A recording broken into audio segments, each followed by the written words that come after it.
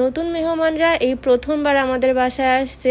একদম সিম্পল কিছু আয়োজন করতেছি রাত্রেবেলা খাওয়ার জন্য। মাঝ রাতে রান্না বান্না করতেছি। বিয়ের অনুষ্ঠান শেষ করে রাত্রেবেলা নতুন গেস্ট নিয়ে বাসায় ফিরছি, আর তাদের জন্য একদম সিম্পল রান্না বান্না করতেছি। এগুলো হচ্ছে কাঠুয়া ডাটা, আমাদের নিজেদের বাড়ির জমির, নিজেদের গাছের শাকসবজি খাওয়ার না মজাই একদম আলাদা। বিয়েতে যেহেতু সবাই অনেক ভারী ভারী খাওয়া দাওয়া করতেছে, তাই ভাবলাম রাত্রেবেলা একদম সিম্পল রান্না বান্নাই করি। নতুন মেহমানরা 2-3 দিন আমাদের বাড়িতেই থাকবে। আমাদের বাড়িতে থেকেই প্রত্যেকদিন আমরা একসাথে বিয়ে খেতে যাব। এক চুলায় আমি সুন্দর করে ডাটা বসিয়ে দিলাম, আর আরেকটা বড় কড়াইয়ের মধ্যে দিয়ে দিচ্ছি মাংস। বিয়ে বাড়িতে তো অনেক ভারী খাওয়া দাওয়া আমরা সবাই করছি, তাই ভাবলাম এখন মুরগির মাংসই রান্না করি একদম সিম্পল ভাবে। আমার রান্না বান্নার ভিডিও তো তোমরা অনেক বেশি পছন্দ করো, আর তোমরা অনেকেই আমার হাতের রান্না খেতে চাও। ভাবছি একদিন আমার টপ ফ্যানদের আমাদের বাসায় দাওয়াত করব, কি বলো? যাই হোক, মুরগির মাংসটা আমি বসিয়ে দিলাম, আর এখন রান্না করব ডিম ভুনা। তবে আমার 2 চুলায় 2 রকম তরকারি হচ্ছে, তাই ভাবলাম মাল্টি কুকারে রান্না করে ফেলি। এই মাল্টি কুকারটা তোমাদেরকে আগেও দেখিয়েছি,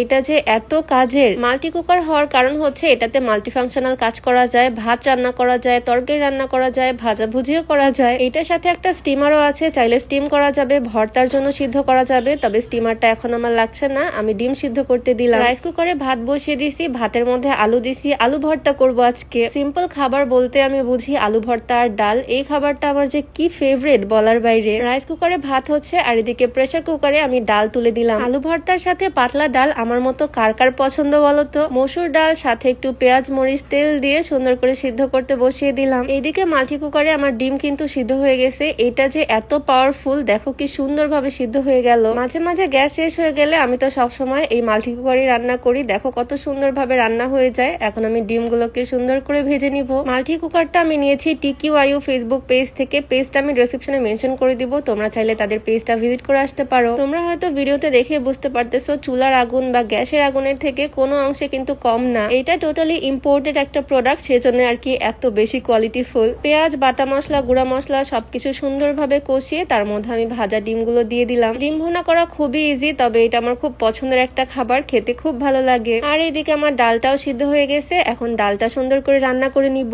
মসুর ডাল মানে পাতলা ডাল অনেকে অনেক রকম ভাবে রান্না করে, তবে আমার মনে হয় প্রেসার কুকারে করলে সবচেয়ে তাড়াতাড়ি হয়, খেতেও মজা হয়। ডাল রান্নার মেন কাজটা এখন করতেছি। পেঁয়াজ, রসুন, অল্প 5 ফোড়ন, শুকনা মরিচ, জিরা সবকিছু ভেজে 1 চামচ ডাল দিয়ে ঢেকে রাখতেছি, আর এরপর এইটুকু মিশিয়ে দিব মেন ডালের সাথে। আমার রান্না বান্না অলমোস্ট শেষের দিকে, আর এখন বাজতেছে রাত প্রায় 12টা। তবে আমাদের ইয়াং জেনারেশনের মেহমান, তারা তো ভোর 4টা-5টা পর্যন্ত জেগে থাকে, তাদের জন্য মাত্র সন্ধ্যা রাত। ডাল কমপ্লিট, মুরগির মাংস, ডিম সবকিছু রান্না শেষ। এদিকে ভাতও হয়ে গেছে। ভাত থেকে আমি আলুর টুকরাগুলোকে বেছে নিলাম, আর এখন সুন্দর করে আলু ভর্তা বানিয়ে ফেলবো। আলু ভর্তা এত সিম্পল একটা খাবার, তবে আলু ভর্তা আমার খুবই ফেভারিট। রান্না শেষে এখন সবকিছু সুন্দর করে সার্ভ করে নিচ্ছি। মুরগির মাংস, ডিম সবকিছু বাটিতে করে তুলে নিচ্ছি। টেবিলটাও সাজিয়ে ফেললাম। যদিও আজকে রান্না বান্নার আয়োজন একদম সিম্পল, তবে আমার ফেভারিট খাবার এগুলোই। দুপুরে বিয়ে বাড়িতে সবাই পোলাও, গরুর মাংস খাইছি, আর এখন মজা করে সিম্পল খাবার দাবারই খাচ্ছি। নেক্সট 2 দিন আমরা সবাই মিলে একসাথে বিয়ে খাবো, অনেক মজা করব। তো আজকের ভিডিও এখানেই শেষ করছি। সবাই ভালো থাকো, দেখা হয়ে যাবে নেক্সট ভিডিওতে। সবাইকে আল্লাহ হাফেজ, আসসালামু আলাইকুম।